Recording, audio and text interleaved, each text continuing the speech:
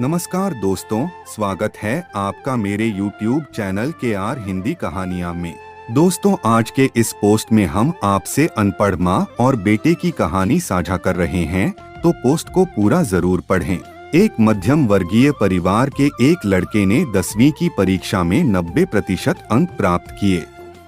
पिता ने मार्कशीट देखकर खुशी खुशी अपनी बीवी से कहने लगे, बना लीजिए मीठा दलिया, स्कूल की परीक्षा में आपके लाडले को 90% अंक मिले हैं। माँ किचन से दौड़ती हुई आई और खुशी खुशी बोली, मुझे भी दिखाइए, मुझे भी मेरे लाल का रिजल्ट देखना है।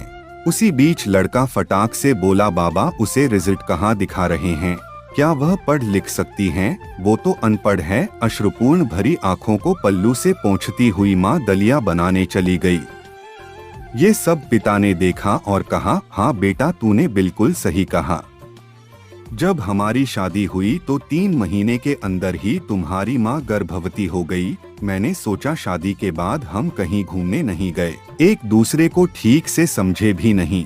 चलो इस बार अबॉर्शन करवा कर आगे चांस लेते हैं। लेकिन तुम्हारी माँ ने जोर देकर कहा, नहीं, घूमना फिरना और आपस में समझना, यह सब कुछ बाद में। फिर तेरा जन्म हुआ।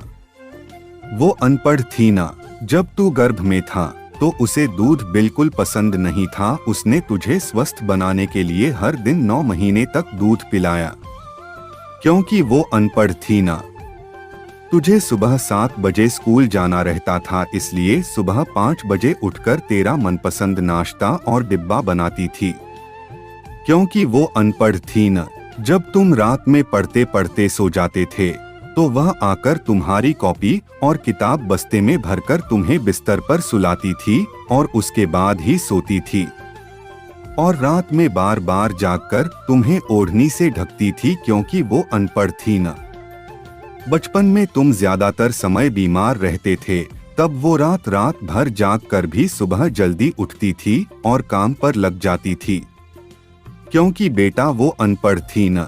तुम्हारे लिए ब्रांडेड कपड़े लाने के लिए मेरे पीछे पड़ती थी और खुद सालों तक एक ही साड़ी पर रहती थी। क्योंकि वो अनपढ़ थी न। ये सब सुनकर लड़का रोते रोते अपनी माँ से लिपटकर बोलता है, माँ मुझे तो सिर्फ कागज पर 90% अंक मिले हैं, लेकिन आप मेरे जीवन को 100% बनाने वाली पहली शिक्षक हो। माँ मैं आज भी अशिक्षित हूँ और आपके पास PhD के ऊपर भी उच्च डिग्री है, क्योंकि आज मैं अपनी माँ के अंदर छुपे हुए डॉक्टर, शिक्षक, वकील, ड्रेस डिजाइनर, बेस्ट कुक, इन सभी के दर्शन कर लिए। माँ मुझे क्षमा कर दीजिए। बेटा, जो आपकी नजर में पढ़े लिखे लोग हैं ना, वो सब पहले अपना स्वार्थ और मतलब देखते हैं, लेकिन आपकी माँ ने आज तक कभी नहीं देखा।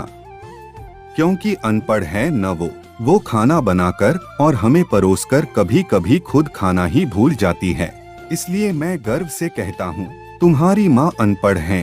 कहानी सुनने के लिए धन्यवाद। दोस्तों, कहानी कैसी लगी बताइएगा जरूर। यदि आप मेरे चैनल पर नए हैं तो चैनल को सब्सक्राइब करें और घंटी वाला बटन जरूर दबाएं, ताकि आपको आने वाली नई कहानी की नोटिफिकेशन मिल सके। कहानी अच्छी लगी हो तो लाइक और शेयर करना मत भूलना। मिलते हैं नई कहानी के साथ। नमस्कार।